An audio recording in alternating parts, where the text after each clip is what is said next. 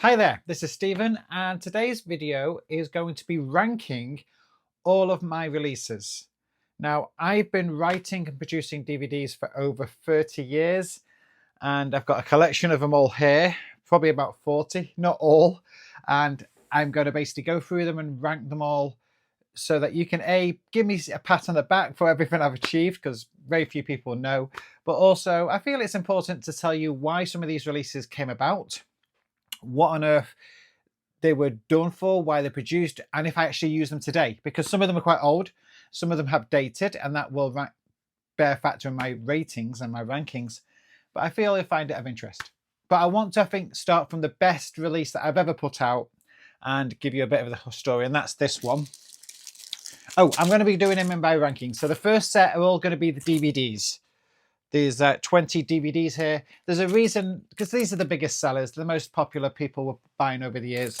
And most of them are still available to buy as downloads from Penguin, Magic and Murphy's as well, in case you're interested.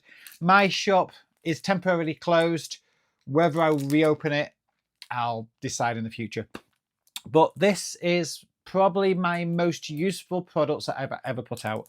It's called Cabaret Find the Lady, and there's routines and trailers all over the internet for it. A load of people I've taught it to have now put it in their show. And essentially it's a stage version of Cabaret Find the Lady, but it uses 3 completely ungimmick cards. And I've done this both in kids shows. It's my opening trick, close up. If I'm doing close up and I'm doing a whole table of restaurants, or I'm doing a wedding or a walk around, it is my go-to #1 trick. I can do it to the entire table. Everybody can see. On stage, it's my opening effect, but I can do it in the middle of the show. It's in my theme shows. I don't know how else to sell this to you, and I'm not trying to. This is mostly a ranking video. But what's interesting is how I came about with the trick. There's a few books. But essentially, I hated buying a free card Monte. I don't like gambling tricks. I've got a DVD, a written book kind of exposing bar bet things. And I hated anything that made the player feel small. And so I was doing a project around 2015 about wedding magic, and I was looking at anniversary waltz, and I came up to a fix to that trick, which has been in my show ever since. That's why it ranks where it will. And for some strange reason, I was looking at free card Monte, trying to fix it, and I found a solution.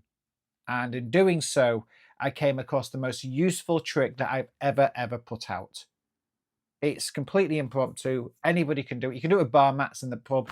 It's essentially one particular move that's normally done in a card routine, but a longer drawn out card routine. It's just a little bit of a move, nothing major. And I developed this entire routine around it that enabled you to do a stage version. And I've got this made up with A2 size cards. I've got A2 size playing cards for this when I'm doing it on a grand stage, because I do cruise ship stages and it plays really well there. And the whole room is getting involved. So because everybody gets involved, that's what makes this my #1 favorite trick that I've ever put out. And if you're ever going to look up anything that I've ever done, it's quite old now. You can find it as a download, and anybody who knows where to find things, you can probably find it in those places as well. But yeah, Cabaret Find the Lady is my #1 favorite release. I'm going to bring up the list and pick up these 2 books because I'm proud of these things. Okay, the #2 products I ever put out is called Thimble Stars. Now, part of me is thinking I should probably have put these in an order, and they're all going to fall over, but Thimble Stars is #2. So why? Because for me, now this is a personal reason, I've been doing this trick since 2011 or 2007. I even wrote it on the back of the DVD. And remember DVDs? And in 2007, I put this routine together. Now, it was based initially on a routine I saw Shoot Ogawa, but his routine didn't work for my audiences. It simply had too many moments where they could catch flashes and things from. But that was my starting point. And then with Ring Tricks that came out, which I think is coming up, that took it to the next. That added some moves to my thimble routine to make it more visible for stage. I put giant sponge stars on them. I did it in some competition acts. I entered the Blackpool Championship competition and various other, and I won some competitions with it. So, but it's still in my show to this day. So in 2007, when I started it, it is now 2026, and it's still the opening routine to my show. It has changed a little bit because you can no longer get the stars, so I've had to replace the stars with 1-inch sponge balls. But that in some ways have made it easier because now I don't need to worry about orientation. Whatever way I produce it is going to be in the right, facing the audience. But if you're ever after an opening routine to music that you can do both on stage, close up, I do it in close up as well. There's a version of it in this DVD in close up, and it has an ending, has a big finish. The music is perfect. Cabaret Find the Lady will replace it when I'm doing a cruise ship and I've got to do 4 different shows. This is show number 1. Cabaret Find the Lady is show number 2, but for different reasons and context. So that's my number 2. Number 3, I on this is this one. Ooh, here we go. We're going to be playing Jenga, I think, with some of these. I'll salvage that book. Another proud release for later. How to Run a Magic Workshop. Now, this is a DVD that teaches you how to do your workshop. Technically, it was made in 2015. Yep, 2015. And I have changed it a little, but not so much that this still has value. Basically, it teaches you or anybody in the world how to run a workshop for children. It is basically an entire business on a DVD. And once you've took the way that I do it, I show the first DVD are two completely full workshops, which were a nightmare to film because you got to get permission slips from all those children. And this was probably about 2 different workshops. I think both were scouts, and there was like 40 in one of them and 30 in the next. So that was a lot of work. And the cameraman on the day had to improvise a little. Things didn't always work as I wanted them to. And one camera was higher resolution than the other. So, but I got the footage and I edited it, made it work, had to clean it up a bit because scouts were scouts and nobody thought I could do it when I was doing it. But to have 2 complete workshops, one of which is 1 hour 12 minutes and the other one is 59 minutes. And I should say the actual workshops themselves were around 90 minutes long each. But for editing reasons, because of various issues in the day and the cameras, and one of the cameras got knocked over, I edited it down to make it a little bit more palatable. But know that technically you could take these workshops and split them in half and have 2 workshops, well, 3, probably 4 workshops in total from the contents of this DVD. And then, so that I'm very proud of that. That was hard work to get that footage and get it on a DVD. And there's so much you can learn. I've watched a number of other people's DVD releases. Some of them are magic workshops recently. And there were 20-minute workshops. It's like 20 minutes. You get booked for an hour minimum. And minimum is an hour. So 20 minutes just wasn't any help. Plus, there were just, here's the cups and balls. I'm going to expose it to you. That's not a workshop. You don't get to do that. That's just blatant exposure and giving away the secret. A magic workshop is where you show someone the trick, all the children then get that trick, all the children perform it themselves after you've shown them how to do it. They then perform it on the person next to them, so they've all had some interaction with that trick and shown it in play. Then you do the next trick, and you should get through about 8 tricks in a 1-hour workshop, if not more. And everybody, by the end of that workshop, has learned magic and has got it to take home with them. That is the important part. If you're just exposing magic, that is not a workshop. And I've seen certain people on cruise ships do that, and it frustrates me tremendously. But that aside, back to this DVD. This is more, the workshops that are here are designed for schools. So I did a whole bunch of workshops just last week for the World Book Day, 8 workshops across 1 week. But the workshops here were recorded for scouts, clubs. It's an entire market. It's basically a business on a DVD. I was giving away my entire business in 2015. Now, I've made changes to it since then because I might re-release this in a 2026 version just because I've got new tricks to add to it now. Not on here is stretchy bands, which is one of my another release that's in here, but I teach it in workshops more often than anywhere else. And it's got value. And then the boxes have changed. Things have changed, but not a lot. That this is still the third best release I've ever put out. Second DVD is the Magic School, which is basically all those tricks that I would teach in a workshop, taught on a video, a DVD lecture, basically. And the third DVD is a full breakdown of the cases, the markets, the structures, how much did I charge back then, and all that other stuff. Plus, if there's a bonus, a bunch of books which I wrote on workshops, all on as a digital file. Anyway, it's available if you want to find it, but this is my third ever favorite release. And I know I'm patting myself on the back a bit. Trust me, I am going to really rip into some of my releases, especially as we get down the list. I've started from great because I needed to big myself up, and I will be slowly going down. Okay, so number 4 is Ring Tricks. Why am I proud of this one? So this is a ring trick, a collection of all ring moves, most of which are my own, but there are a lot of other people's, some of which are just in the public domain. Variations on thimble moves. It opens up with credits and origins before I get shouted at by the Magic community. Then you've got ring types, productions, and all these false moves. It includes a ring and string routine, which is, I think, mine, a floating ring routine, and a ring and band. The ring and band is mine, initially inspired by Pinnacle, I believe, but I didn't find it visual enough, personally, because Pinnacle's great for a one-on-one close-up, but I work cabaret to a table, so everything I do has to be adapted to reach a table of 12. But I don't, to be fair, that's not a routine that's in my set. I can still do it today. I do it for the fun of it, but ring and string surpasses it every time. But yeah, this is what's got me on the map. This is what enabled me to win my first competition in Magic, and it's what I do at every single table when I'm table hopping and doing close-up. I don't need a table. I can do it in the air, and it makes it super visual. So if you're ever wanting to learn some ring tricks, ring manipulation, super easy as well, because I wasn't the manipulator that I've never been one of those FISM level manipulators, and I have no intention of being. I'm a working pro, not someone who's going after the competitions anymore, especially.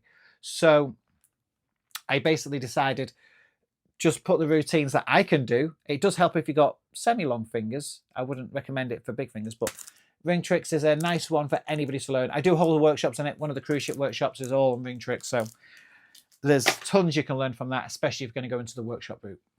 Number 5 is Party Business. Ooh, where is Party Business? That's a good question. Oh, it's in here somewhere. There it is. Finding my own packaging. Right, Party Business. So this is 2014, so it is a little bit dated, but it is in my era of red and black. So if you can see there from the covers, I'm wearing my red and black outfits, and I've got the crocodile. So it's still essential, and it's still got the new banners, which are which I can use today, which I still use those banners today. I think they've still survived, and it gives away everything. If I show you the back just for a second, you can still see everything it goes through. It goes through how I play games. Interestingly enough, it doesn't have. Does it have color corners on here? No, Color Corners is not on here. So Color Corners is one of my new games, which I came up with around 2018. I know it's been ripped off now. Enough entertainers see you do it that suddenly it's in their show and it then filtrates around the world. But it was my solution to the Corners game. That's not on here. So this is basically everything I knew about being a professional entertainer from, at that point, over 20 years, I think. Approximately, yeah, around 20 years of entertaining. Probably 18, I'm not doing the math. But it has a lot of things on there. It has dated a little bit, which ranks it down because it has Google, AdWords. It's not even called AdWords anymore. It's what, AdSense, whatever you want to call it. Prices on my websites. There's nothing on here about online marketing, Instagram, social media, because that didn't exist back then. Not really. I probably have something on YouTube, promo videos, because that was a thing. But more importantly, it discusses everything about the business of it, how I run the games. That is super, super useful. There's not much out there. In fact, I don't think there's anything else. I think back, especially when I was putting these out, to my knowledge, I was the only magician and performer putting out releases that give this information available. That's why some people still remember me. I know that I've kind of moved away from the magic scene over the last bunch of years, just for magicians. But yeah, people still remember me from these type of releases, and so that set me apart. That right. Okay, number 6, puppet routines for magicians. Let's find that. That's all. Okay, now this is again a bit of a dated release, 2011.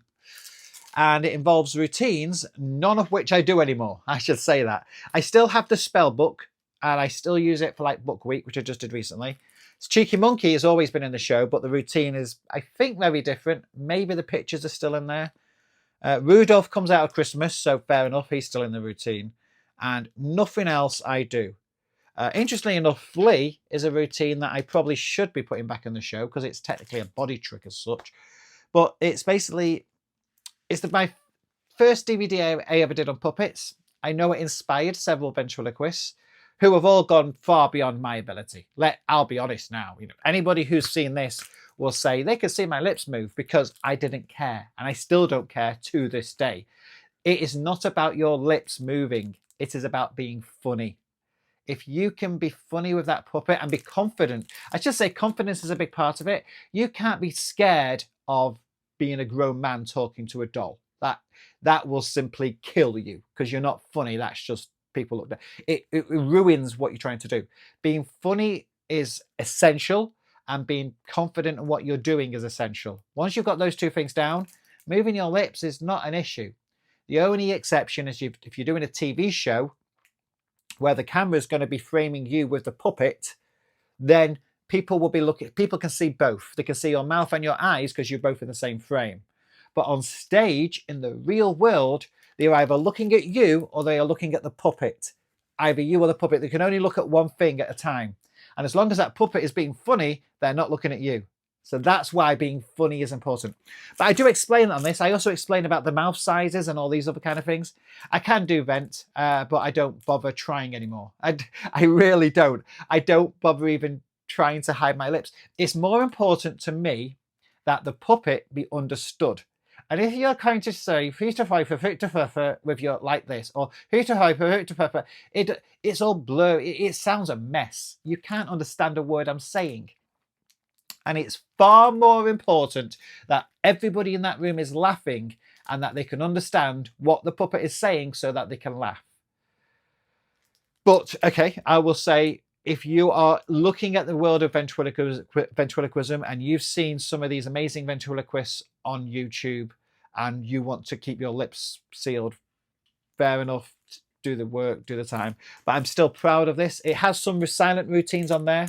So any children's entertainer who wants to bring a puppet into their show and has some idea of a routine that doesn't involve ventriloquism, those are the last bunch, basically, because they're my oldest material. To be fair, before I did ventriloquism, I just had a puppet in the show, and I would do silent routines, and it was only when I got confident with making it talk that I made it talk. Let me move my chair forward so I'm better framed for this image. All right, so that was number 6. Number 7, Jack Spade story deck. Okay, so this is my story deck routine. I won a competition. There was a routine with thimbles, ring manipulation, Cabaret Found the Lady, and Jack Spade. And I won several competitions with that series of tricks. And Jack Spade story deck is that routine. I think it's exactly the same. I've changed a couple of other routines that I do, but this one has stayed the same since 2014. It did have one change in 2014 because I originally published it in 2008 in The Cool Magician, which I'll leave there just because it'll knock the whole pile over. But in 2014, it had a little bit of a rewrite, tidied up some of the jokes, made him clearer, a bit of the script. And this is my go-to trick to end my Sherlock Holmes adult cabaret show. So I do an adult cabaret show for magic, and it's all parlour. You don't need a tight table to lie in. You don't need a camera. You do it all up in the air to the camera. You produce each card in turn to the story that you're telling. And it's basically a staple of my show, and I absolutely love it.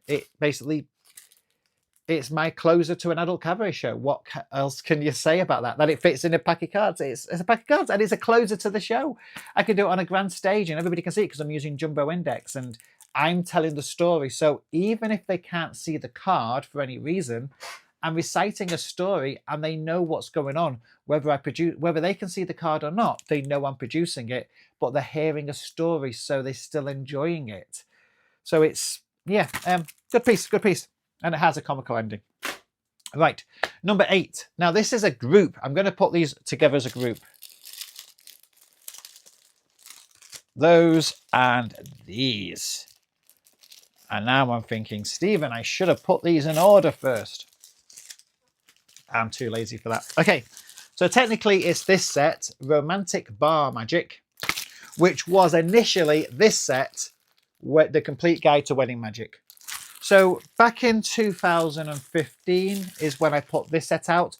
I was doing a lot of weddings at the time. I don't do many weddings nowadays. I still do the odd few, but back then I was doing a lot of wedding magic. And I decided that I would put out a course teaching a load of tricks for weddings. A load of tricks that I had come up with. So there's a whole bunch of tricks on there, including the heart and silk routine, which is what I entered the Blackpool competition with.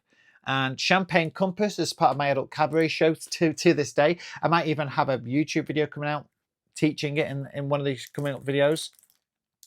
There's a version of Jack Spade PI in there. So that's the less fuller version, but it's still in here. And it's couples cards. There's a version of, I think, Will the Cards Match, but done with wedding imagery. Table magic. But there's a number of things in here. There's Glass and Strawberry, which I'm very proud of. Could do with bringing that back in the show. Lover's Great Powers, a trick which, interestingly enough, I actually don't even have in this pack. Normally I sell it separately and I forgot to add it. Oh well. Reception Magic. Now I think the one so there are.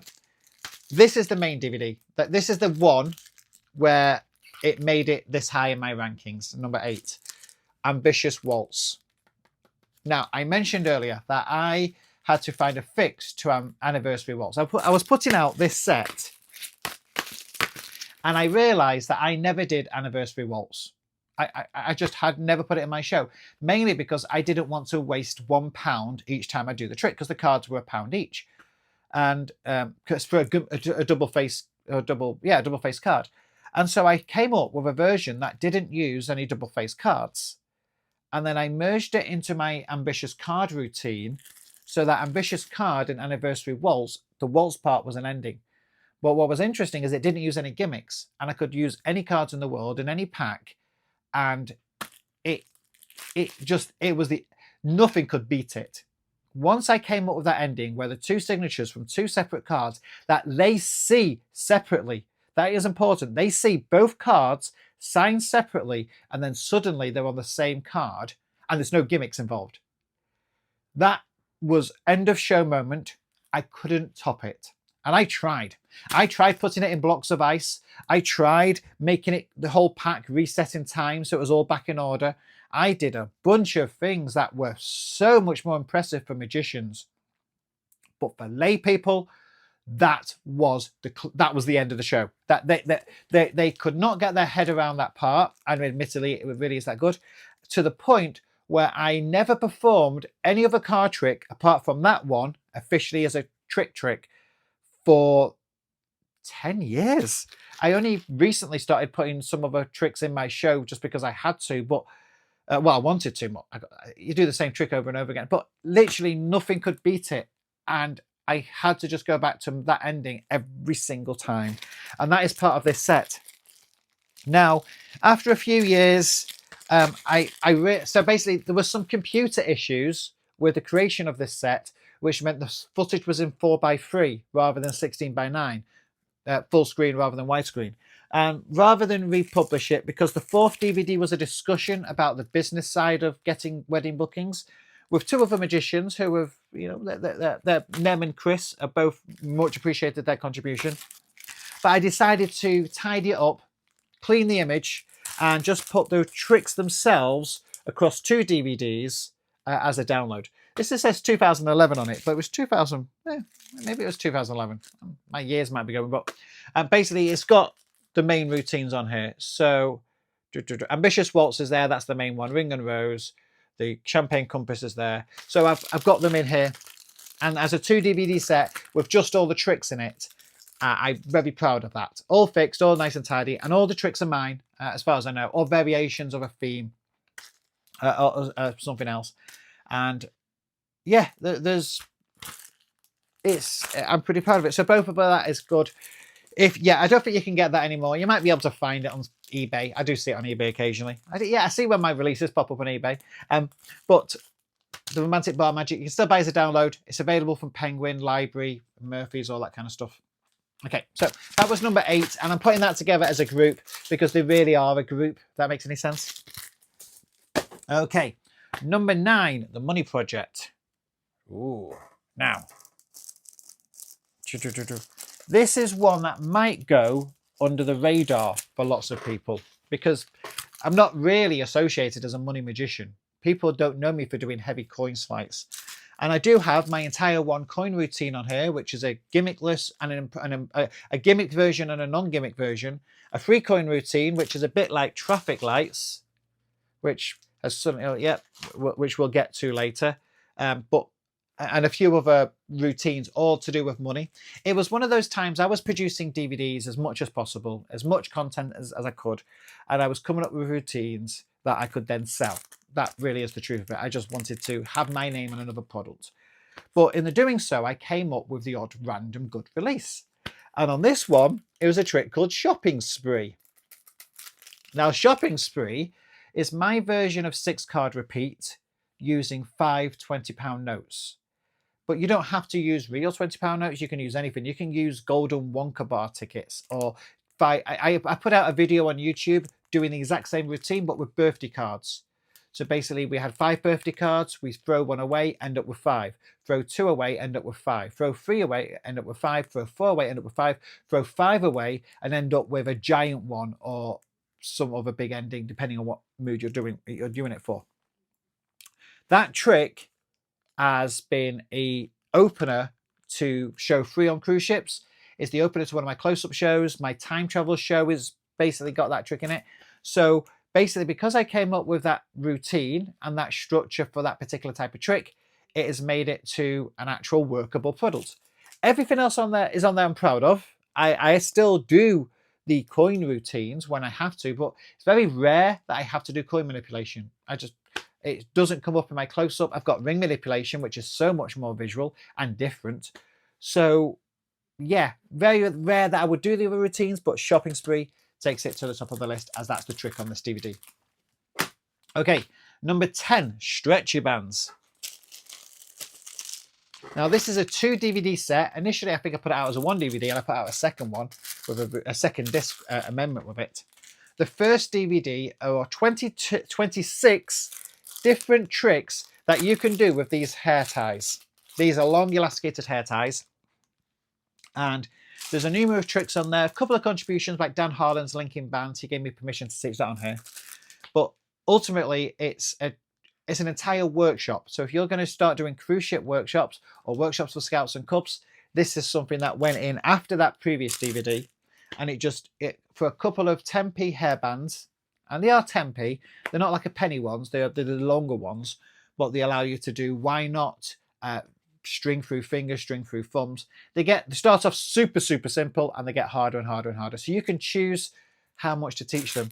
But I go through 26 tricks that you can do with these hair ties. To be honest with you, I only really do about 5 of them now, if that. I do why not, which is why not is an entire routine, which has 3 stages. So that is the go-to one because I can teach it and give the bands away, and it's in all the workshops. But there are certain other band through wrist effects that still are part of my set today. I just don't do. Nobody wants to see 26 tricks with these. It's nice to have them in a DVD showing you how to do them, but ultimately your audience will get bored and sleepy. I think there's a version of Fast and Loose. Yeah. There's a version of Fast and Loose on here using these stretchy bands, which I know another magician recently put out using elastic bands. So I might have to compare our methods. I don't know. We'll see. But yeah, so this is, because it's so useful in various places, mainly workshops, and it is used in my close-up, I put this at number 10. Number 11, Balloon School. Okay, Balloon School is... in many ways, it probably should be higher ranked. Now that I'm thinking about this, this should be up there at number 4 actually. It really is a bit lower. I misrank this, mainly because it's not magic, maybe.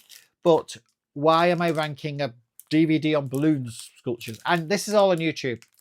The entire DVD is separated in the individual chapters. You can find every single video on YouTube, so you don't need to buy it. Just go to look up my playlists and find the one for Balloon School. But what's important, and I don't know if this is on YouTube, is I open up within a section where I show the menu.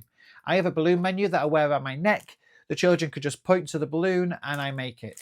And well, that menu has, I think, 12 different designs on it. I teach all those 12 designs in this project. And if you put this DVD into your PC, you can open up the data file and get a copy of that menu. So you can print it out yourself. Saves you a lot of work. But those 12 designs are my own. It includes one balloon version of Spider-Man, which is amazing because most people have to use 2 or 3 colors and all this kind of nonsense. No, I got it down to 1 balloon, along with a load of others. You can see on the back cover there a bunch of images. And it's essentially all single balloon items that you can make really quickly. There are a couple of doubles at the bottom. So a dragon and a monkey and a tree and the helicopter. That's the last 3. The last 3 are the only ones that require more than 1 balloon. But I put those on there just because sometimes you might want to make that kind of menu. There are others I've come up with over the years. And I'm doing more bracelets and things, wearables nowadays. But yes, this is still actively the only thing I do for balloon modeling nowadays are these designs. It's the menu has solved all my balloon modeling problems. And so because I'm still doing it to this day, the bag is downstairs in my show gear. Yeah, this should be ranked higher. But anyway, we placed it where it is. Let's move on. Number 12. The first DVD that I was really on the market for. That one. Body Tricks. Now, first of all, if you're interested in learning body magic, go to my channel. Again, look at my other videos. Just around December of last year, maybe the year before, I uploaded an entire 90-minute magic lecture I did for a magic club, all on body tricks. Not all of these either, because that lecture was recorded at the end of 2024, I think. So it included all new different tricks, and we got kicked out of the room because of the management problems at the venue. And basically, I didn't even get round to some of the classics. They're not on that lecture. That lecture contains 90 minutes of brand new body tricks. Now, this DVD is actually quite old. This is really old. It is on YouTube. Again, so this is on YouTube. I don't recommend you watch that now. It is dated. It was shot with the best cameras at the time, but compared to today's technology, it's not easy to watch. However, it's on there if you want to see it. And I do teach all this. I do plan on remaking that entire course. This DVD will probably be remade using the 4K cameras at some point in the near future. So just wait. But if you want something immediately, check out that lecture from it's on my channel. It's not far down the list because I don't put out too much content usually. But this is one that got me on the map. People bought it. It got ripped off in seconds. Well, the book got ripped off quite quickly. The DVD got ripped off almost just as fast, but you can find it online for free. So I put it on YouTube for free because I couldn't fight it anymore. And it teaches everything that you might want to do using your body. No props whatsoever. And I'm very proud of it. It was a great release. It's not the complete collection of body tricks because I didn't have permission for everybody. There's certain tricks which, don't get me wrong, I believe they're in the public domain, but I didn't want to upset anybody. So I decided not to put them on these releases. So I couldn't put the complete guide. And there were other tricks, like John Fisher put out a book called Body Magic. Some of those tricks, I just couldn't get them to work. They didn't make any sense. Maybe it was how they were described because it was text only. But yeah, fine with that. Right, let's move on. So we're ranking these. Number 13. Magic School.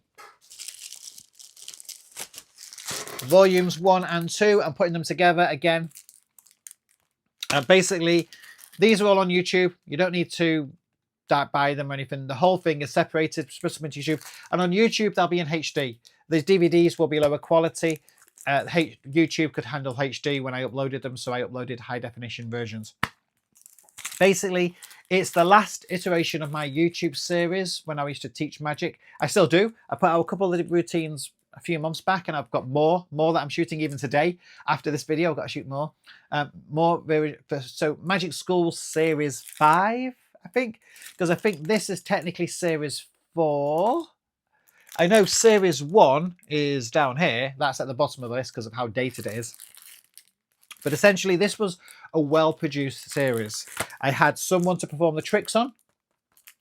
I had a camera person who could zoom in and focus on my hands, which is something I don't even have to this day. It was hard work, but I'm very proud of it. It took a lot of work fixing because it was still early in my technical know-how of my technology. So there was a lot of white balance issues and some other stuff that I had to sort out. And I did the best I could with what I had. But the tricks that I teach on it, some of them, Impossible Jigsaw, is basically what I do in my show to this day. A 2-in-1 is in every workshop. I said this DVD is in the workshop package, the How to Run a Magic, because this is all the tricks I teach in my workshops. And then this is additional tricks for the series that I can teach on cruise ships, but there's not much. 10-card list is on the cruise ship show. Pencil through hanky I sometimes do. There's a few extra tricks in here that I've done, taught, and forgotten about. That's where we are in the world. Right. So I'm proud of that. It's good, but you don't need to buy it or anything. You don't need to buy any of these. I'm just ranking them for me. No, I'm guessing only 2 people are going to watch this. And yeah, but I think it's important that there be some, I can describe some of these effects and talk about why I release things. Number 14, the Parasol Act. So this is my Parasol production routine that I did for about, I don't know, does it say on here? Between 2008 and 2012. I actually wrote it on here because I don't do it anymore. I actually I did it in a show recently just because I wanted to see if I could still do it. But ultimately, it didn't have the same vibe that I remember it having, mainly because I wasn't as funny. You have to be in the moment to make it funny, and it still worked. Don't get me wrong, it still worked fine, but I didn't feel this. Nowadays, I want to come across as a more serious magician, someone who can do magic effortlessly because I'm just good. This is an act about the magician every magician in trouble, that everything was happening around me rather than me causing it to happen. So the kids would shout out the magic words and an umbrella would appear, and I didn't want it to. So the kids found it funny, and it was a great routine for me back then, dressed as a clown. But now I am older, and so I don't want the kids to laugh at me. I want to make the kids laugh with me. There's a difference in the way that my character is portrayed to the audiences of today. And I will say that, not to jump too far ahead, but this DVD has me in an elf costume, and I look like an idiot. I look like an idiot on this DVD set. Like where I'm wearing silly, colourful costumes. But this was the world of 2000 to 2010. This is what got the work in. Looking like this, but in the business. It's why I'm still in business after 30 years and I've not gone to stock shelves somewhere. So I'm not ashamed of how I looked back then, because that was how the world was. Magicians and children's entertainers especially wore those chef trousers. But I did evolve, I did move, and I adapted with the time. My branding shifted and I moved on to red and black. And I'm very proud of what I did after that, because that footage still shows me in a good light today. So how I look, I can show someone footage from 2012 and I would not be ashamed. However, I wouldn't show them footage of me dressed as a clown, because the mentality of the world has changed. But the Parasol Act was still a very strong piece. It was the opening of my routine. Only got replaced when Thimble Stars really came into its own. Thimble Stars was originally part of that routine, because I used to do it with cocktail umbrellas on my fingers. But when I replaced the cocktail umbrellas with stars, I realised I didn't need the parasols, and it saved a bunch of problems. So, but I'm still proud of it. It still was a big part of my show. That's why it's currently ranked at number 14. Number 15 is traffic lights. That is this one. So this is a free coin routine. Basically, the main routine is on the Money Project, but it's a coin routine that uses 3 coloured counters, which you get in the packet, and it comes with this jumbo final load, which is a ball, which I think was made to represent the country of Jamaica, but I didn't care because it was the same colours of traffic lights, red, yellow and green, the same as the counters, red, yellow and green. And it was a whole coin routine done with 3 colourful counters, so you could do it in your kid shows, do it close up, much more visible, because coins, being silver, can vanish on stage. Light hits them, they're difficult to see. This was dead easy to see, and it had a jumbo finish. It was a very good solid routine. I only had a bunch of these balls to produce, to make this with, so there's only a limited run that was made, but it's a good solid routine. Right, not much else to say that. Number 16 is the teaching magic classes. Now, that is down here. Okay, so this is a DVD set that may jog back a few memories from 2007. It's quite dated now. Let's be honest, DVDs are dated. It's a whole bunch of DVDs with, I believe, 24, 3, 6, 9, 12, 15, 16, 17, 18, 19, 20, 21, 22, 23, 24, 25, 26 different magic workshops on it. So back in 2007, is it really that year? Wow.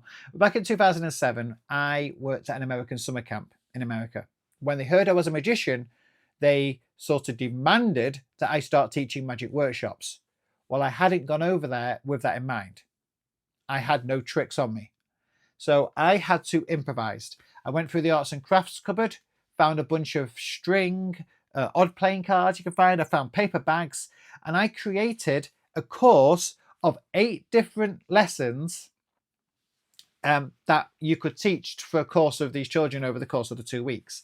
So I would run a magic school over the 2 weeks out of what I found on the camp.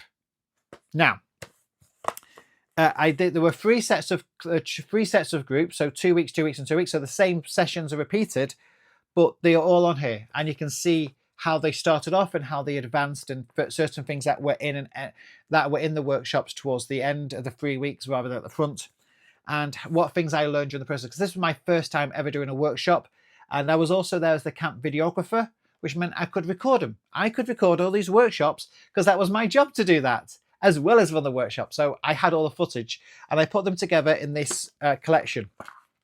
Now, the footage is barely watchable, let's be honest. It was just left on the windowsill for most of the time, recording the room on a wide shot in 4x3 with 2007 cameras. So I wouldn't recommend it today, because I think you couldn't, the modern eye will not want to watch low quality footage like this. So also, because it's not professionally, I wasn't there in costume. I did wear a shirt and tie. I knew to look the part.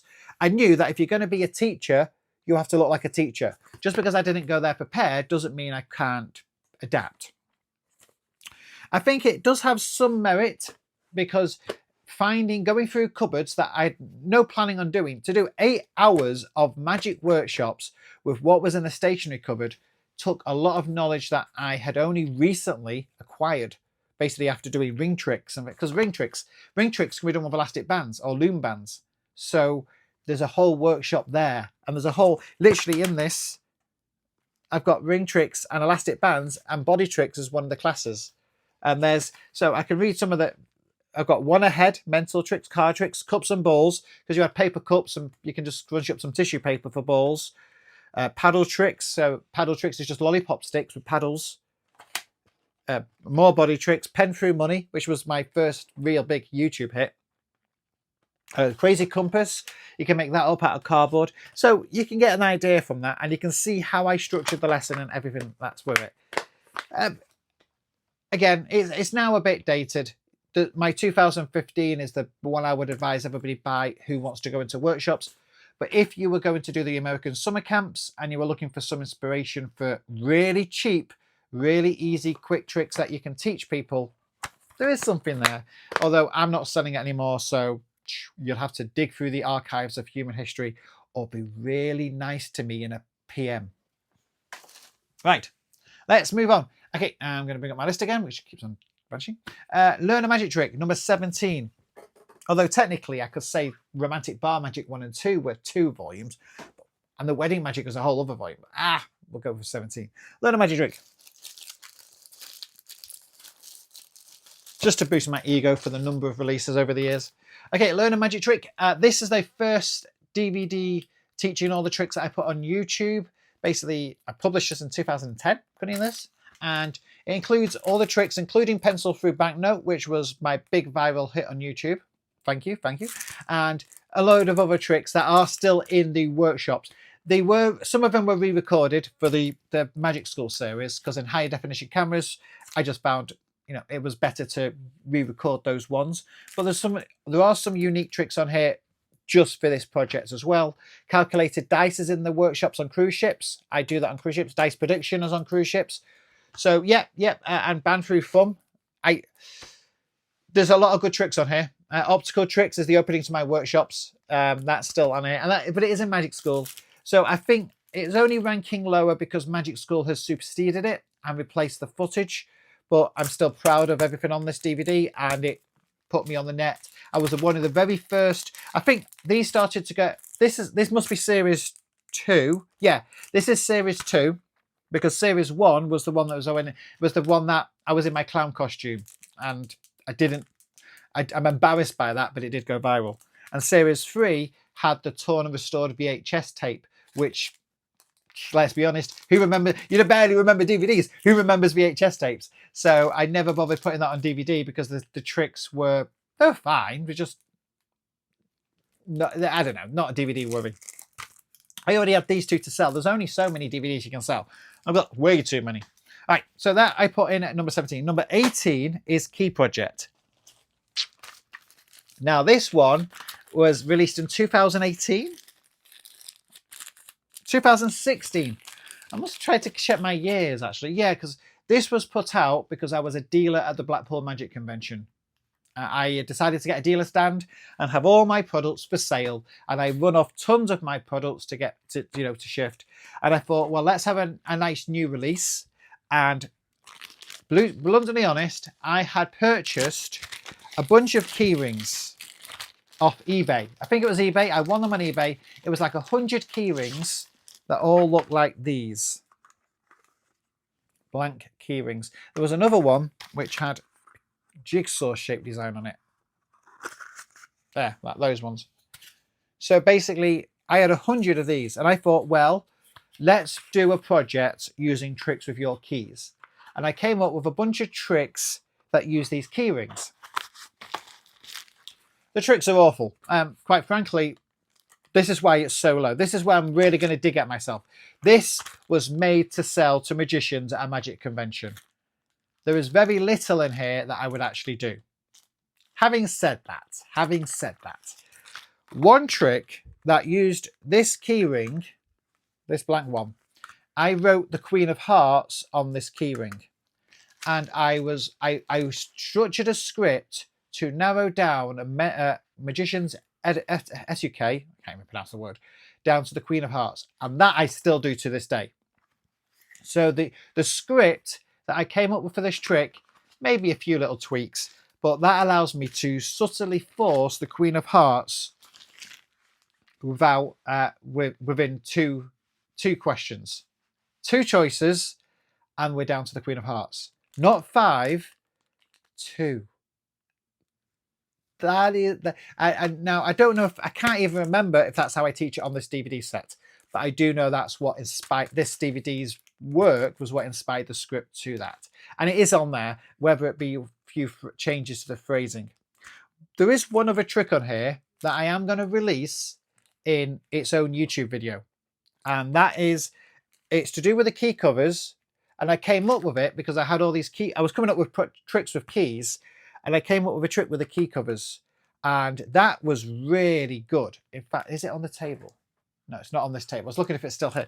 I'm going to record a video of it. Now, I do need to make it because basically if you have your keys in your pocket, which I did for several years, it gets a bit grimy. The cover, it was a white cover I was using and the white became grey because of just wear and tear. So my plan is to remake that and put it in my current key set again because it's a trick that takes up 0 pocket space.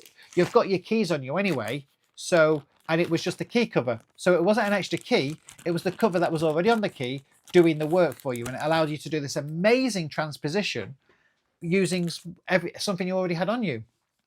It was a gimmick. I will show how to make it in that video. But because of those 2 tricks, it's still a decent release. But admittedly, I made it in a rush to try and sell to magicians. And maybe I'm still proud of it, to be fair. It was a good release, but it wasn't, nothing in there is I'm still doing it as it is today. I'll probably do the key trick if I had the key, if I clean up the key there's the key fobs, they'll be in the show. Right, let's move on, rather than trying to defend something that I'm not really disappointed with anymore. Right, number 19, the Ultimate Children's Party Guide. You know what? I've just realised I've missed one. I've missed another one. And that one should be at the top of the list. This should be at number 1. For crying out loud. How did I skip this? Right, okay, look, we'll pause on 19. This should be at number 1. Everything else gets shifted down. Everything gets shifted down, including Cabaret Find the Lady. How did I miss this?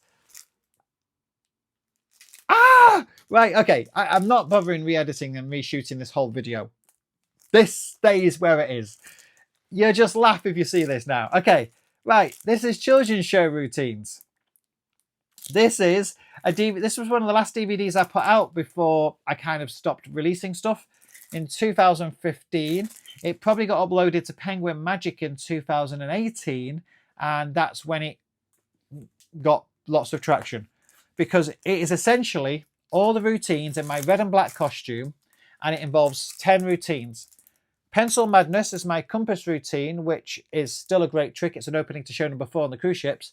Birthday wish list. Yeah, I think that is my shopping spree trick done with birthday cards. Last 2 cards match is done with big animal cards. That's still part of my show because there's a pack, flat, play big type trick. Impossible Jigsaw is a trick that's it's the opening trick to my kids show. Every year now, since it's been like that for years. I changed the jigsaw, but the trick is exactly the same. Custom painting, how to make your own paint book. I'm doing that right now with a 6-way colouring book. I found a 6-way colouring book and I'm making templates to make my own 6 ways. The spelling game, I don't do anymore, but it's a really good version, a really good time filler for the entertainer. Not much magic, but a game. Silhouette game, that's still in my show right now. I still do it, I love it. Comedy linking rings is the best linking ring routine you will ever see in your entire life. It's the only reason, it's in my show box right now. It's in my Merging show box and my cruise ship show box. However, I do linking hula hoops as well. You can't do really both of those in the same show, same trick, but different presentations. However, having said that, that linking ring routine is solid. It's basically the spectator, in this case it was a child, does all the links. I, the magician, cannot make the rings link together. I have lost the magic powers. But the child who stood next to me can make those rings link about 7 or 8 times. And they always do it when I'm not looking.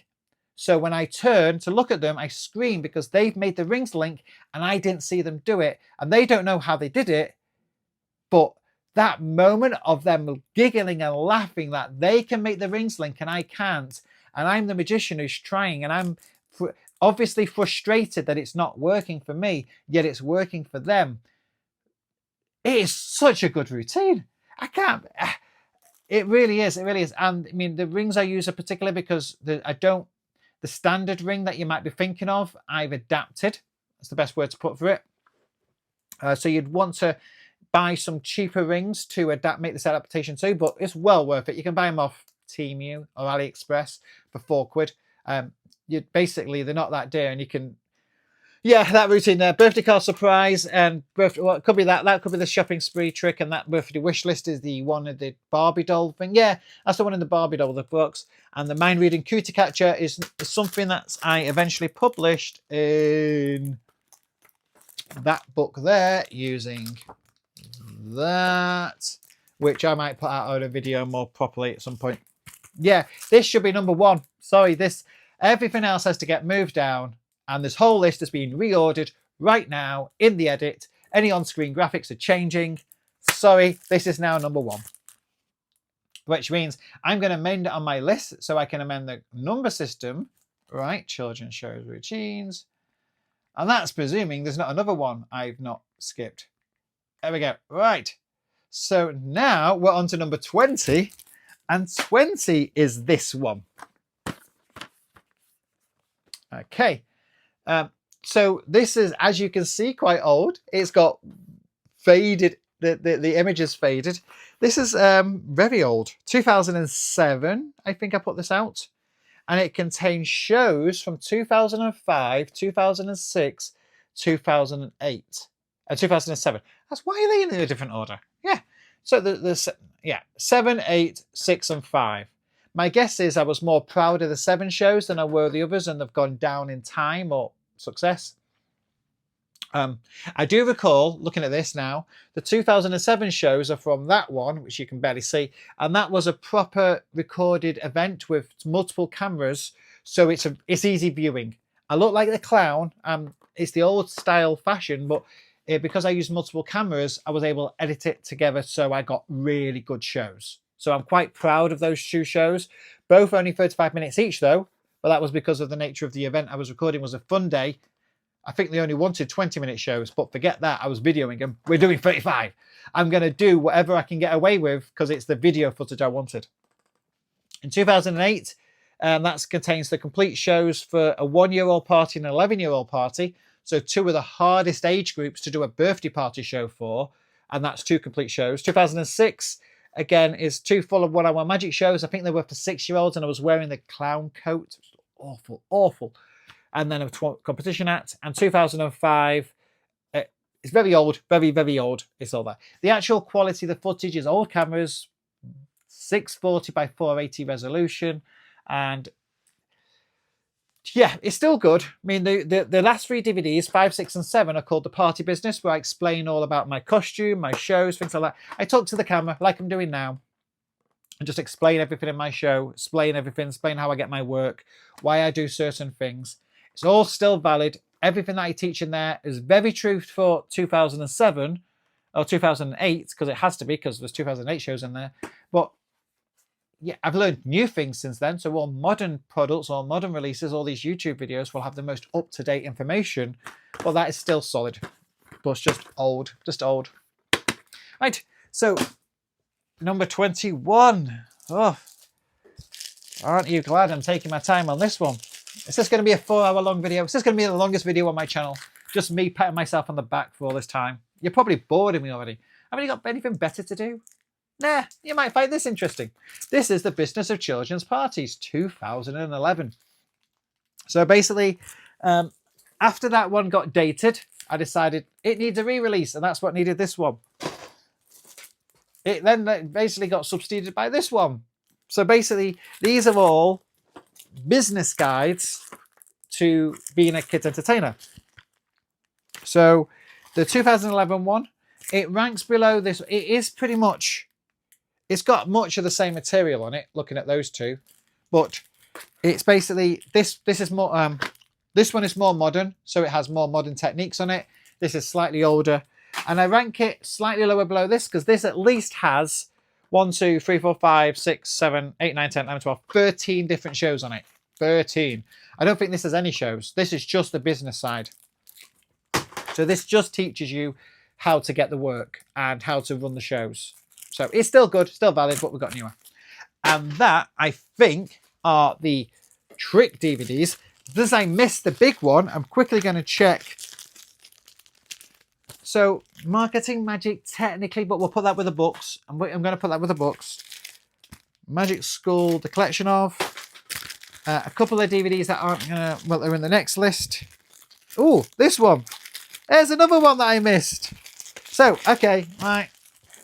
2 more. Are we on number 22? Let's go 2, but I'll go with this one. Amazing.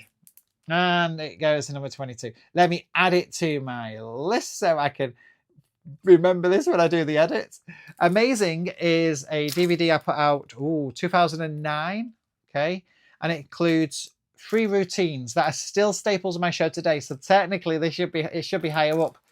Ooh, where do I put this then? Okay, let's rearrange the list all over again. Let's do Amazing can go. Oh, okay, because I do all 3 of those routines to this day. Ugh. Oh, where do I put it? Where do I put it? It has to go at number 6, which is embarrassing for several reasons, actually. Because I'm wearing the clown costume. That's cringy. I can't believe I did that. Okay, right. It opens up with my thimble manipulation routine.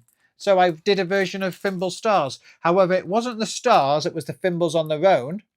So this was before the stars were added. And this involved a vanish. So if I basically in my thimbles stars DVD, I do teach it on there. All 4 thimbles get nested together and they all just vanish completely. And that's how I ended the routine originally. I teach that in there. The fork bending routine, I didn't even know I published that. I've reshot it and decided not to publish it because it was too good to me. I decided my version of my fork bending routine includes moves that only I've ever done, I've created, and it is so strong that I chose not to publish that video. And to see it actually on this DVD, I forgot. I didn't even know I released it. Well, good job nobody can find this anymore because this is so old. You don't have no idea. And then my ring and rope routine. Yeah, I do a solid ring and rope routine. That will probably be exactly the same because I haven't done much. Although I do it to music nowadays, and I combine it with Professor's Nightmare and a big finish. So it's all these 3 are the early versions of these routines that I'm still doing to this day. So yeah. Wow, that just jumped up the charts. That messed up the table again. But thankfully, we've still got number 23, which is going to be Learn a Magic Trick. I'm going to 1 and 2.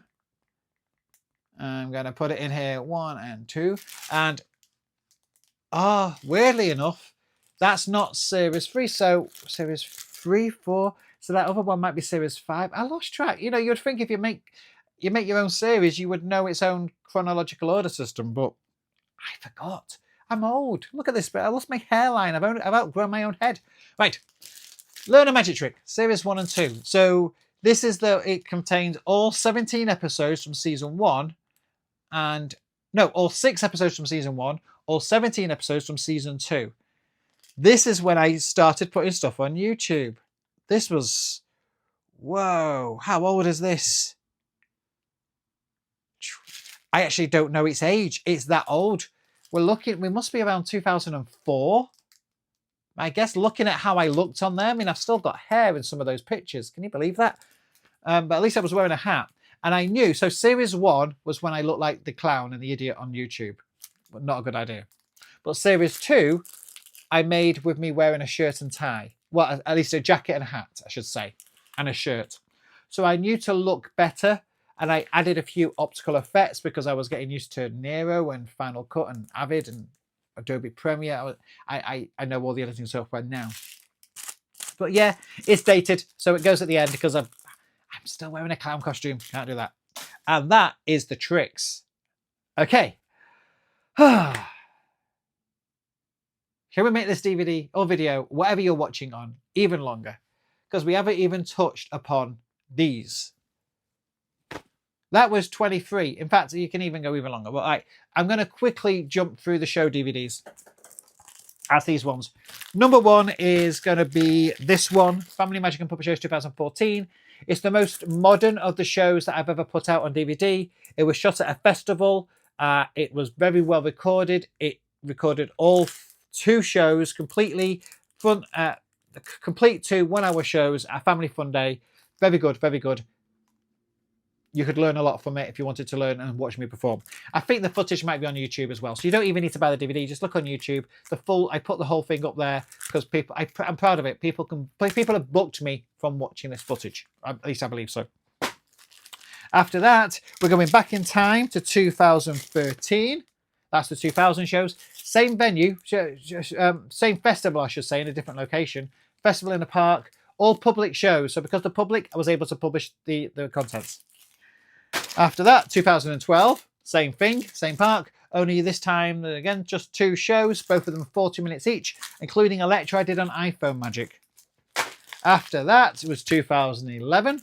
Here I am wearing a clown costume. This for a child's birthday party, so bit different, but it's a complete show, and it's the full 2-hour show, which includes all the games in the second hour, so you get to see everything. The warm-up, the full show, the routines, the event routines, and everything. So, yep, that's pretty cool. Then I've decided to rank this one. Don't believe your eyes. You're not probably... Yeah, this is basically a lecture I did for a magic club based on optical illusions. I then went on to do it on cruise ships using PowerPoint, and it got me a bunch of gigs on cruise ships. So basically, if you ever want to be a guest speaker on, say, Fred Olsen lines or some of the ambassador lines, you don't get paid. Not usually. It depends on the ship, I suppose. But usually, if you're going to go through an agency, you don't get paid. In fact, nowadays, you have to pay them a fee. You have to pay them a finder's fee. But the finder's fee is usually £175 plus VAT for a full cruise. And all you have to do is a couple of talks. And this was one of those talks. You could learn things from it, but I'm not. It's dated now. And then, last but not least, on this one is this 2009 Christmas magic shows. Because I'm dressed like an elf, I'm still proud of the content. And just to name drop somebody, Kimmo, John Kimmons. I have mentioned this to you before. I thanked you before. If you ever hear this, I'm thanking you again. Because his method for ending the book puppet, I think, he watched this DVD and he gave me a recommendation to end the book routine that went into the show and definitely made it 10 times better.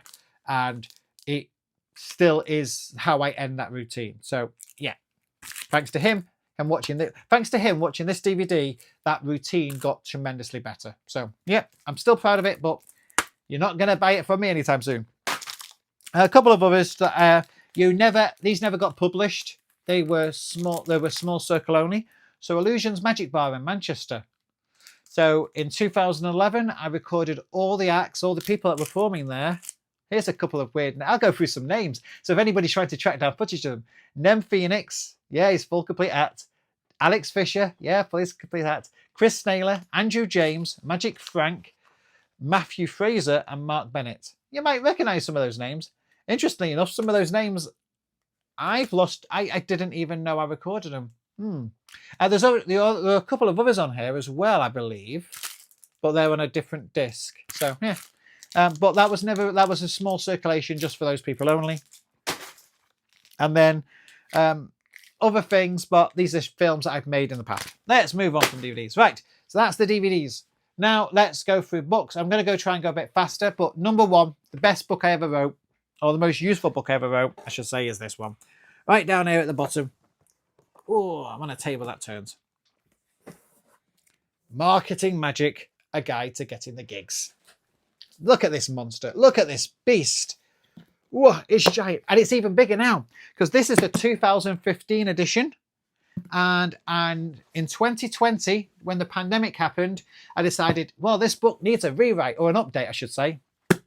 So I wrote an additional 80 odd pages, all based on comparison sites, AdWords, and all the latest on. So since 2015 to 2020, the world changed, comparison sites happened. I wrote all about that, how I kept my business alive during those 5 years until 2020. And though that was made as a PDF update and sent to everybody who ever bought it, even Penguin and Murphy's both pushed it on them. So if you ever bought this book from me or bought the PDF specifically, I think, make sure if you downloaded it before 2020, go back to where you downloaded it from and find the update file. And that'll give you some additional stuff. But still, the original book, the core book is still the same, and I'm still very proud of it. It basically touches every single market that a magician can work in. And look at this, look at all this text. John Archer will be really happy about this much text. There's only a couple of pictures to help, but you can see there that this is a proper book, and it touches upon everything. So here's the casino circuits, rural touring booking network, magicians. These are all markets that magicians can perform in and how to get into them. Speaking on cruise ships, graduation, and it just basically explains what tricks I do when I've worked those markets, the tricks I did in it, marketing methods over the years, some of which is dated, like telephone inquiries and follow-up telephone calls. Telephone is barely used to get work nowadays. Nowadays, it's mainly email, WhatsApp, and comparison sites. But yeah, Call Divert. Remember Call Divert? Free phone numbers. None of these are necessary anymore. But that aside, it is still a solid grounding of every way to sustain your business. I'm very proud of it. It was one of my big releases that I had when I was a dealer at Blackpool. Here's something that, if you're ever going to write a book though, here's something to keep in mind. Keep it under 1.9 kg of weight. This is 2.1. 2.1 is this book. When you put it in an envelope to post, it's 2.2, 2.3. That is expensive. If it's under 2 kg, the whole book, the envelope and everything, make it under 2 kg and you can post it for a reasonable cost. As soon as it goes over 2 kg, the price quadruples. It destroys your profits. So any future authors wanting to write a book, once you've get one printed with Lulu, check its weight. And then if it's too heavy, you're going to have to take some pages out. If it makes a difference, this is a hardback book, and it is 723 pages long, with a load of links at the back for other things. So basically, try and keep it under 650 pages. But again, this is an A4 book as well, so this is big. But yeah, this is my gold mine of information. More specifically, the updated version as well. But either way, right. And then I'm guessing I put as number 2. It'll be the next one. It's this book. Everything I Know About Being a Children's Entertainer. 2015, I think. That'll be in the copyright.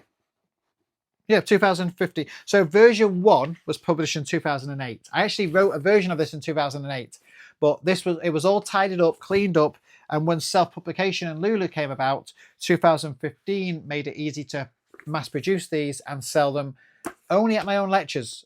You can buy the PDF from all Murphy's, Penguins, all the online distributors, library. They have the PDFs of all these books, but the physical books you could only get from me, because I was getting bored of posting. Having my magic shop, I closed it. I closed my shop because I'll tell you what. Let me get a drink first. So I had a couple of orders around 2019 from Germany, and they ordered one DVD. Two separate people, two different times, both ordered just one DVD. And it's like, well, the DVD was nice and cheap. It was an £8 DVD. Well, it was going to cost, and with free postage, it was going to cost me £4 a post. And that's probably more because we're going to Germany, so it might even be more. And furthermore, the government decided to implement sales tax to outside the country's products. So in order to initiate that sale, I would have to fill in a whole bunch of paperwork for selling to another country. And they had only bought an £8 DVD, of which I was about to lose £4 in postage, probably another 50p in PayPal fees, and all the cost of the disc is £1.50, the case, the sleeving.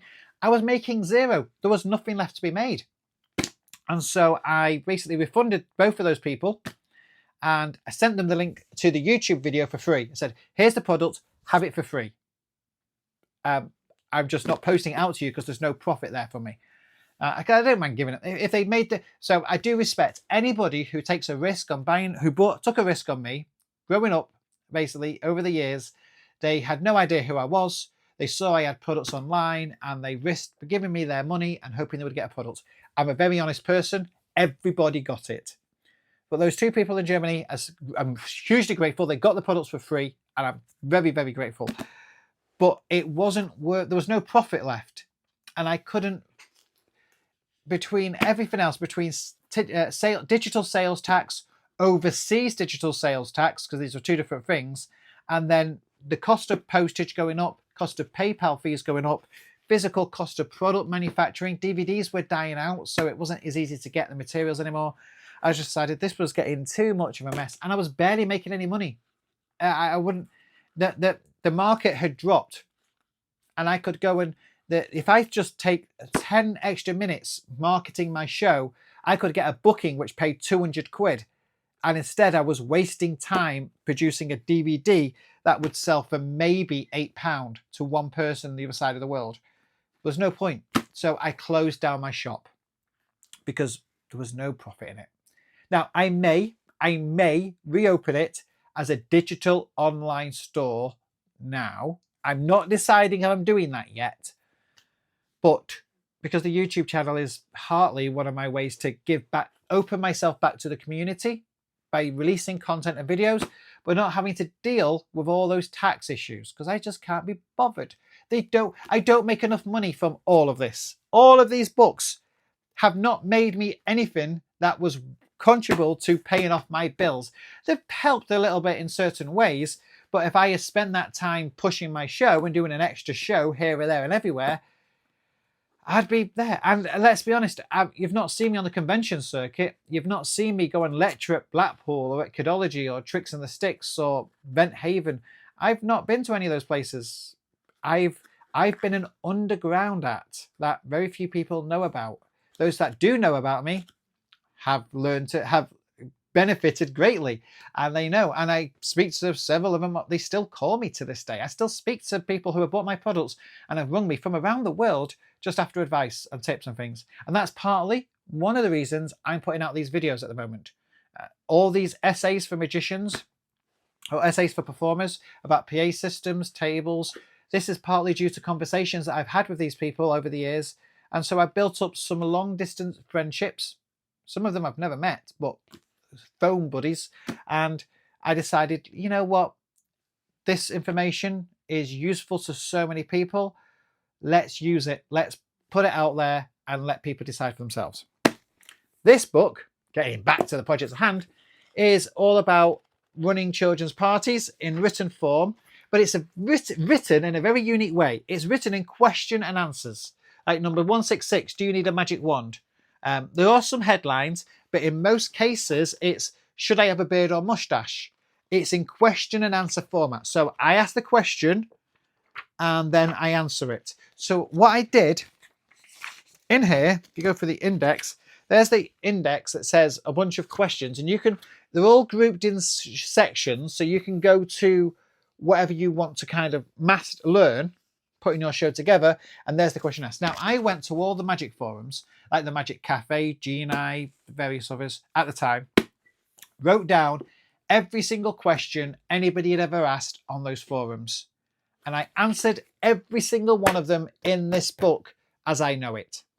And along with other questions which I had or came up with, certain tricks are in there, such as there's my illusion. That's probably from another book. But my banners, my backdrops, any questions I had or wanted to add or include, it's all in this book. And there's a couple of puppet scripts. So I've included lots of things from other books and consolidated them into this Everything I Know book. So that is my number 2. Yes. Number 3. Okay, going slightly tangent from the magic world, we've got Amazing Puzzles. So Amazing Puzzles is basically all my Say What You See puzzles, which I've put out over the years. Let me show you like that one. You can find a video. Well, I put some of them out as a YouTube video over the pandemic in kind of groups of 10 for that world. But basically, this is my giveaway book, and I use these puzzles in my show. I have them printed out in folders for A3 size folders, and I use them on cruise ships to open up as the warm-up for every single show and workshop I do. So these puzzles, while not technically magic, are part of my show and have been part of my show since the day I came up with the concept of them. So yeah, it goes there. Let's go quickly on. So follow on with that is one that you will never see, and I've never published it other than a few copies, is this one. This is Say What You See at the Movies. Anybody you know, these are all grouped by year, but you will never see this published because this is still being kept under my curfew. Right, after that, we've got Amazing Barbettes and then Amazing Magic. So this one is number 5 and this one is number 6. Let's do these together. So basically, these are the books which I can give away at the end of my workshops, lectures, or more than likely sell on cruise ships. So in the world of cruise ship magic, you've got back of the room sales. Haven Holiday Parks, or any other holiday park, Pontins, Butlins, Centre Parks. I'm trying to name them all now. If I forgot, that basically you can sell things sometime after your show. And so I produce these books, This is Amazing Barbettes, teaching things in a nice visual way, what the trick was, how it looks, and done by photographs. I wanted this book to be one trick, or maybe 2 in this case, per page.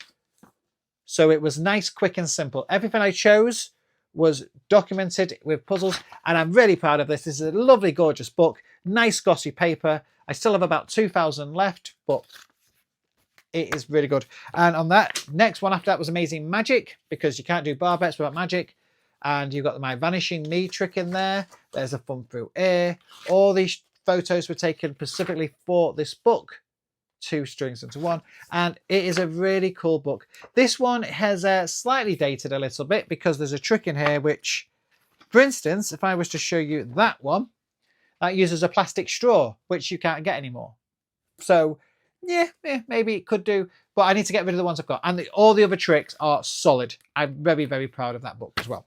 Okay, then we are going to go down to Stories from the Life of a Magician, number 7. Okay, that's over here.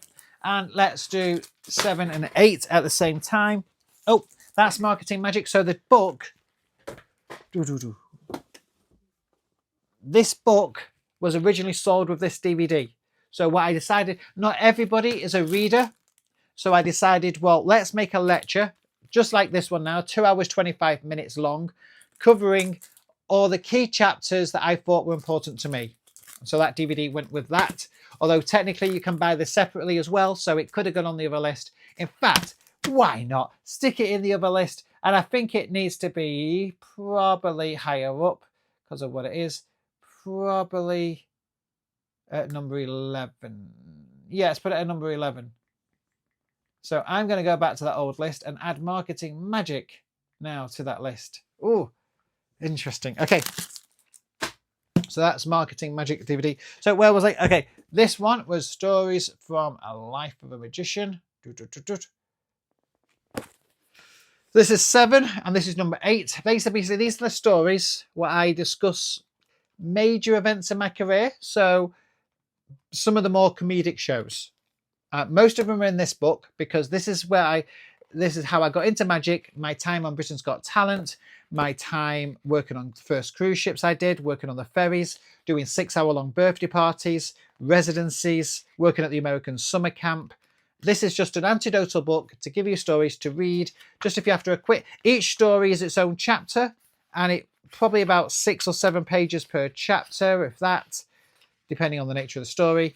It's my first time when I appeared on television, and yeah, it's basically a fun anecdotal story. Now, this was the follow-up because this was up to 2015, I think, and then I wrote additional stories. This is 2016 to 2020. There's only 37 in here, while there are 50 in this one. However, this book I removed this book from sale because how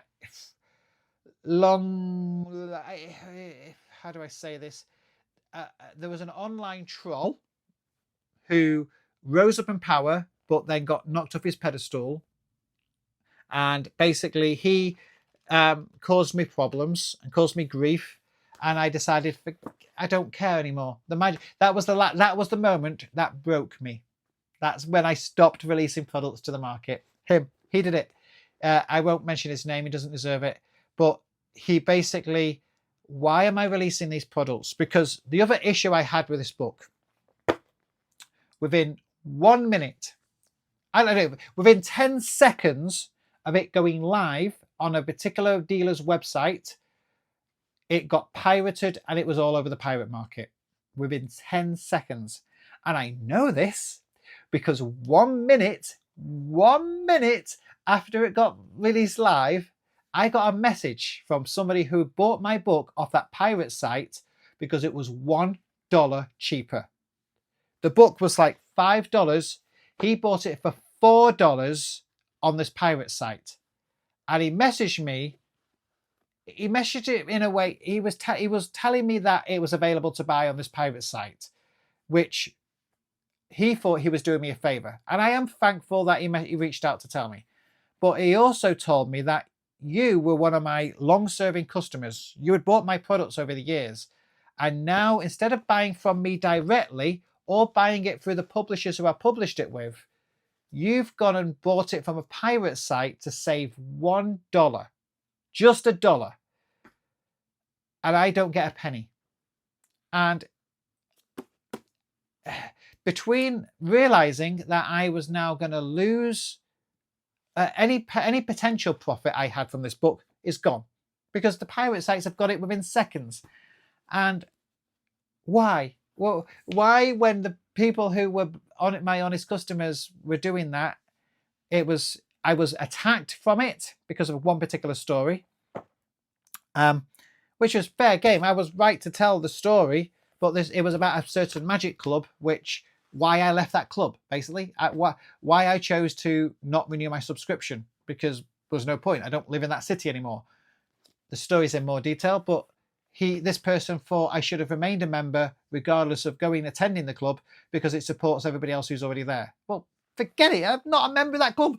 And it caused conflict. So between it causing conflict, between it being pirated, between long-serving customers choosing cheaper options to save $1, I retracted it from the market. I got it removed from the publishers' sites.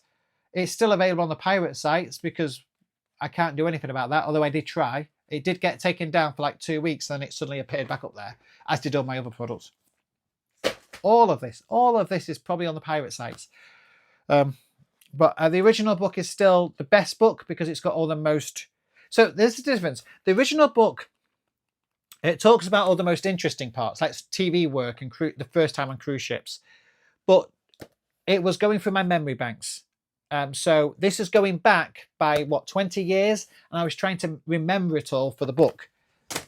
This one is more up to date because I was writing the stories immediately after they happened. I would have one of those challenging shows and I'd come home and I'd write the story that evening. So everything was fresh in my mind. All the little details are included in these stories. And that's not so much the case with that book because that was what I could remember. Still all honest and true, but you go into... This one has a lot more detail. I've just noticed... I removed the book from sale, but I just noticed something as I was flicking through the pages.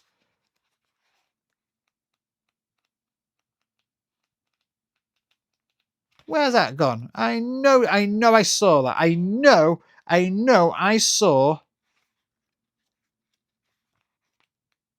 There. Ah! No, a chapter title is on the wrong page. The formatting has moved it to another page. Oh, anyway. Right. That's just annoying. Right. But yeah. So the plan is a future. For the end of the video, I'm going to explain the books that I'm currently writing on and working on. One of them is to take those two books, consolidate them together into one book, put them in timeline order, because they're not actually in timeline order. They're put in an order specific to each book. So merging the two, I can timeline them into a nice chronological order. Any particular essays not based on shows can go at the back, but I will turn this into one tidy book. I will make a few edits to stop any potential backlash, but yeah, that might be doing in the future. Right, moving on. This is probably a long video, and I said it would be, and it's really just for me, but I'm doing it because I want to. And if you're still watching and not got bored, thank you. Right, number 9, Body Tricks. Oh, talk about things getting pirated. This is the book that got pirated off my computer. Yeah. Written in 2002.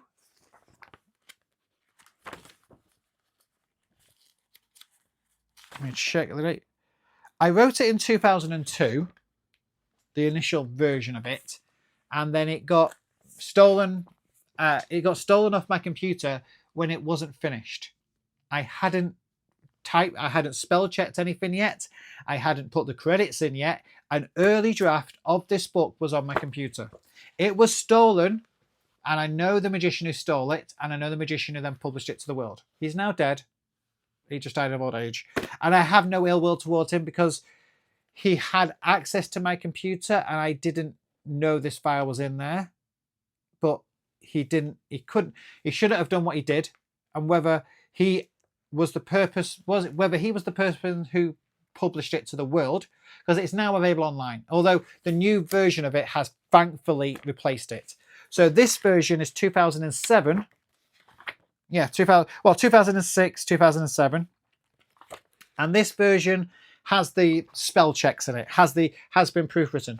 And just because of a future, just to do something, I'm going to highlight one particular trick. There's a reason, and anybody who knows will know why.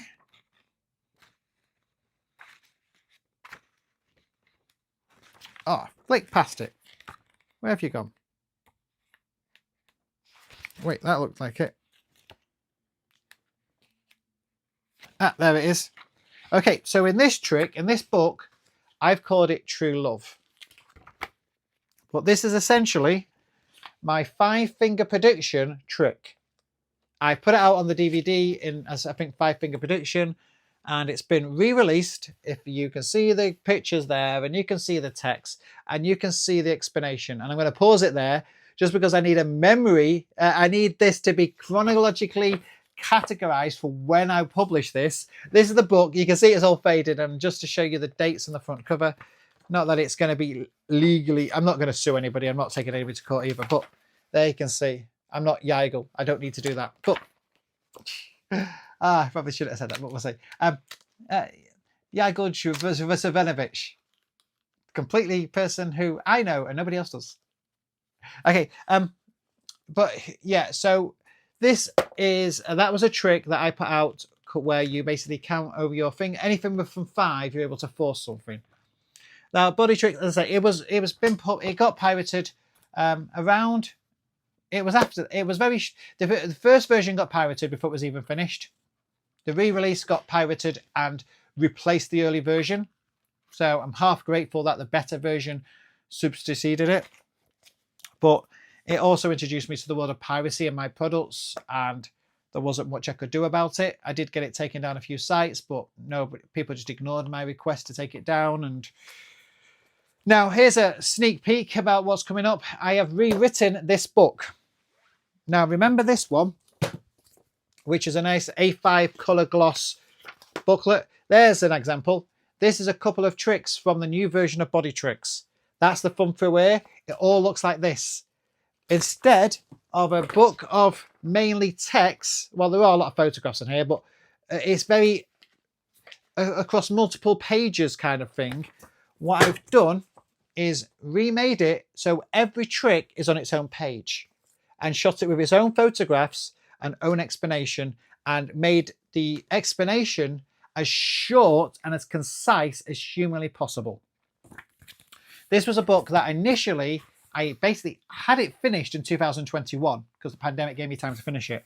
There was basically the only thing I needed was a couple of new photographs of, say, the group levitation, because I couldn't do that without 5 people, and I can't get 5 people in the middle of a pandemic. And since then, I've not actually looked at the book. It's on my, basically, I have to ask myself why it's just going to get pirated. What's the point of finishing this book? Other than just for me, which I probably will do, but it's like, if a book's going to get pirated in seconds and I'm not going to see a penny for it, I don't know. Right, but let's not dwell on this stuff. Let's move on. Carnival Games Exposed. This is number 10. This teaches how all the carnival games a connu.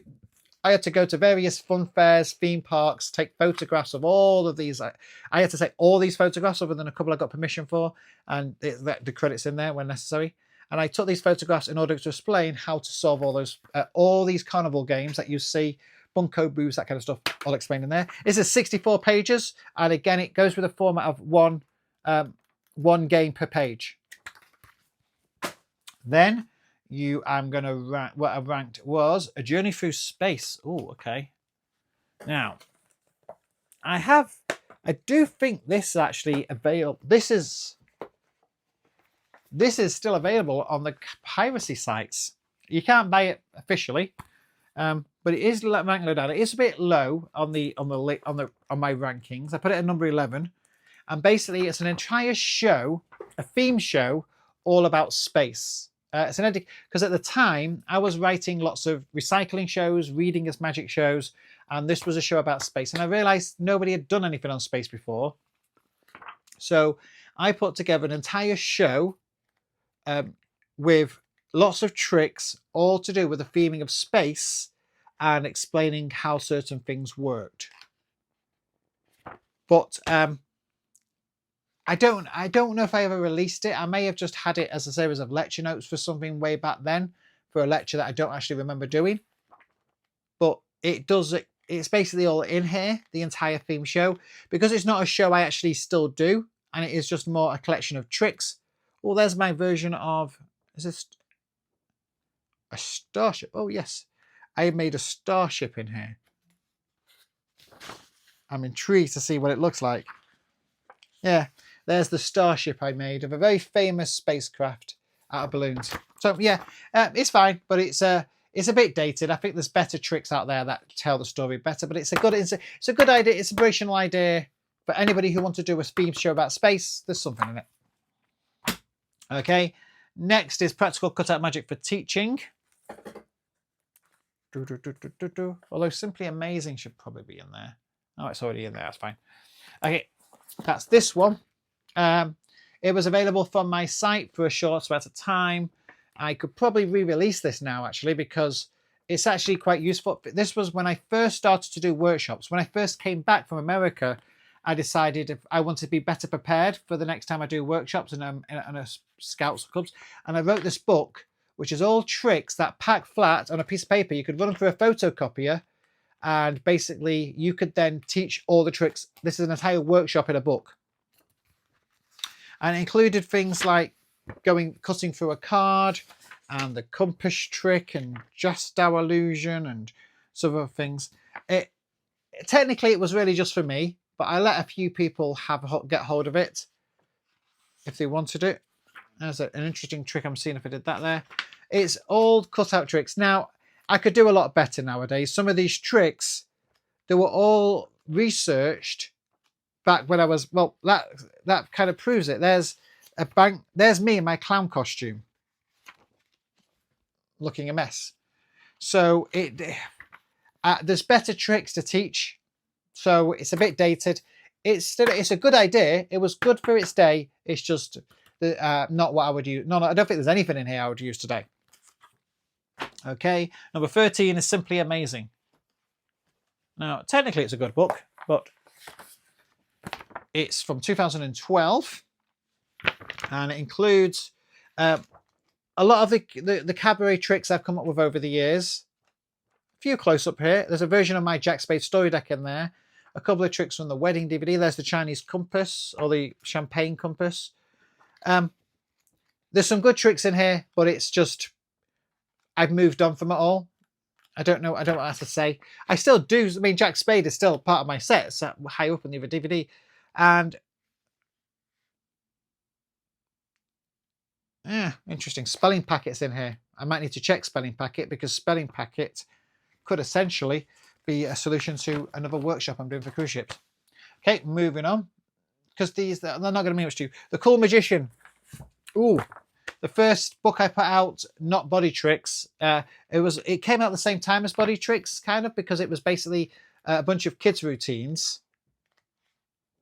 And well, wait, there's 5 Finger Prediction called Thought Projection. But in this case, I change the titles of these things occasionally. So that's Thought Projection, and there you can see the trick is in there. Broken and Restored Mobile Phone. Used to do that on my show. They're basically kids show routines. Teddy Bear, Bullet Catch, Singing Lobster. Remember those Singing Lobsters? I did a whole routine with it. Routines from over the years. It's fine, but it's just old, really. I suppose it's still valid, but it's just there's other stuff. Then you've got Don't Believe Your Eyes, which is that one. This is the Optical Illusion lecture, which I talked about. I do it on cruise ships as a guest speaker, and that's just basically that whole entire PowerPoint put into a book format, which you could buy if you wanted more information. And then you've got the Illusionist Notebook, which is number 16. This is my book teaching all illusions. So here's the illusions that I've designed. Now, to be fair, I designed all of these when I had hair. That's how long ago. And it includes the written on the back. I've got the pencil drawings I made. So there's an illusion where you would shrink in size. I went to the page before it. Is it? There's certain things in it, because it was one of my first books. It's very old clip arty, if that makes any sense. Nowadays you would redo it in different ways.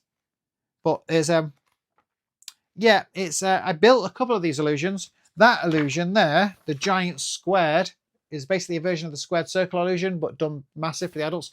I built that, and we actually did it in my illusion show for a few years. I think I built that one as well. I saw what. I don't know if I ever performed it though, but that was Walking Through the Wall. However, it ranks at the end of the show, end of this list, because quite frankly, I'm not an illusionist anymore. I don't think this will give you the idea, because it is called the Illusionist Notebook. It's not formal plans, it's not blueprints, so you'd have to do extra work to go away and build any of these. And I'm not so sure all of them are practical, because I never built them all. I came up with the concept, as you can see around the cover, you can see the images. So I came up with how certain things would work, but my career went in a different path. Okay, and that brings us to the end of the magic books. Just to give you a quick overview of some of the other books I've written that aren't magic. Mr. Grimm, #1 favourite. It's a fiction novel about the Grim Reaper. Full comedy. I'm not going to tell you any more about it because I'm writing book number 3. There's 3 in the series. They're all going to be like this, 3 novels. That's all there's going to be, 3 completely. I've already written the second one, just need to tidy it up a bit. And the third one is already completely mapped out. I just need to write it, basically, the third one. Then you've got Snowman and the Robin, which is this children's picture book that I wrote. This is all done in haiku format. So every page is its own haiku that together make up an entire story. And I did all the illustrations. I drew all of this, then stuck it in a computer and inked it all out and made it into this book. And I'm really happy with this book. And then the second one I did after that was Cheeky Monkey Goes to School, which is a whole book about a monkey. And it's all done with drawings over photographs. So it had this unique look. And again, it's all done in haiku format. So storybook haiku. It's a very unique style that I do. And I've got a third book in the range, which I've not illustrated it yet. And other thing you might find of interest for magicians is I'm turning probably this one and maybe this one into a book test. I'll probably have to drop the haiku part of it, but this will be a book test that you can give to children. They can open it to any page and pick a word which is nice and big, and I can tell them what word they're looking at. Because I think you can do book tests for children, you just need to make it into a children's picture book. And I've got my own methods for that. It's one of those works in progress that we'll finish eventually. Another one I wrote is Conspiracies Explored. This is a whole book about conspiracy theories. Never published it. I never bothered publishing it. I got it printed for myself only, and it explores all the world's biggest conspiracies. And I wrote this book and just left it on my computer, and I just got one printed for me. I have no desire to publish it. There's enough books out there with conspiracy stories already, so the world doesn't need another one. But I'm still glad I wrote it, because that's part of the nature of writing. If you stop writing, you get out of the habit of it. And that's why Game of Thrones Season 8 will never appear, because basically, to be a writer, you have to write. Whether it gets published or not, isn't important. Not really. It's about keeping that momentum going, which is another reason I've not written much in a while. But anyway, then we've got fan fiction favorites, which is all a bunch of fan fiction which I wrote. Another book that I never published. These are all just my own fan fiction, including an entire comic book. I drew an entire comic book, and there's my own spin-off show to Star Trek Last Defense. And there's the comic book, which I put in my own book. You can see a video of that online. I turned it into a video of Star Trek's Borg versus the Predator. But this is just for me, and also from inside my head, which is a whole bunch of movie scripts mainly. And yeah, I wrote a number of movie scripts, short stories, a few films, a few short stories. And I put all of my collected fiction works into this one book.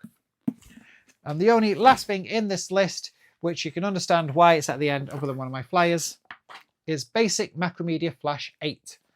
This is basically how to teach a software book using teaching tutorials from when I was a teacher, and it taught how to do certain operations of that program. But the program is now defunct, Flash has died, so this book is useless.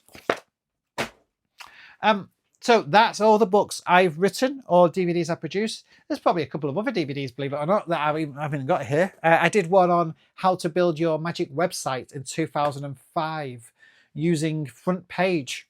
That's not here. So yeah, there are a couple of others, but there's a quick overview of every book and video I've ever released. And there are some works in progress. Beyond the word search, the children's book test, there's a word search book test, which is half on my computer. That will be a book test using word searchers. The Consolidated Magician's Diary, the children's book test, Mr. Grimm Book 3, the third children's picture book. And I'm also doing, well, I don't know whether these are going to be new videos or courses, because I've got one on Circus Skills Workshops, which is all filmed now, all done, teaching everything in my Circus Skills Workshop as I do it today. And that's going to be a full-length masterclass on the workshops. Another workshop on another DVD package on Magic Workshops for this year, although I might decide to publish some of that on YouTube, I'm not sure. And then I've also got a project in the works all about cruise ships and everything I did on the cruise ships for all those years. But there you go. I'm going to wrap up that long video now and tidy up some of my house. Hopefully you got some enjoyment from it, and feel free to, if you've made it this far into the video, message me, and I will reward you with some. I've got PDF copies of some of these books. They're sat on my computer doing nothing. If there's any book, like, you've made it to the end of this video, if there's any of these books, any of them, that includes Marketing Magic and everything I know about children's entertainment. If there's any particular book or video, because most of my videos are on YouTube. I place them on YouTube. They're unlisted, so you can't find them in searches. But if you've made it this far into the video and you want any of them for free, just message me, and I'll see if I can help you out. Especially if it's on the platforms that I can send you the link to, I will give it to you for free. There are a couple of products that are no longer available. So if you ask for this one, I don't have it online and I have no desire to share it. But yeah, I'm more than happy to give any of my books for free to anybody that asks. So feel free to PM me if you can. If you can, I'm not sure how you do it on YouTube. You can leave a comment. I can check the comments. But that's about there. Thanks for watching, and I'll see you in the next video. Bye for now.